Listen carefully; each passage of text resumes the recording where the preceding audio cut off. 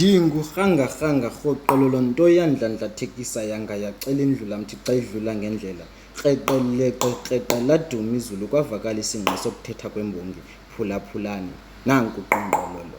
Ndithi ndiyekeni kaloku madoda ndingcambaze ndithethe ndibuze mandibhebhethwe ndibhebhethiseke makwedini kuba kaloku namapha bendingamenywanga. Nithulele ntoni madoda kusonakala? Nilibukelele ntoni zontsuntu igazi liphalala?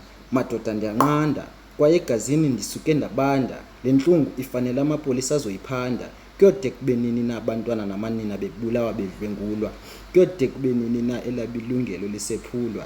Zibe izigwebo zabenzi bobubi kwela zicala ziphungulwa, zibe zingamangi zikrelemnqa ngobulala zidubula. Kwanele ngoku mawethu phantsi ngokubulawa kwabantwana namanina. Zontsuntu le nto isisenzo esibi kumila.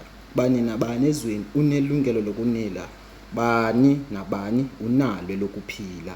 Kwanele ngoku madoda. Zontsuntu ngenxa yezi zenzo nemvula ibalele kufanele kuba kaloku igazi lomntana liphalele. Tencinci.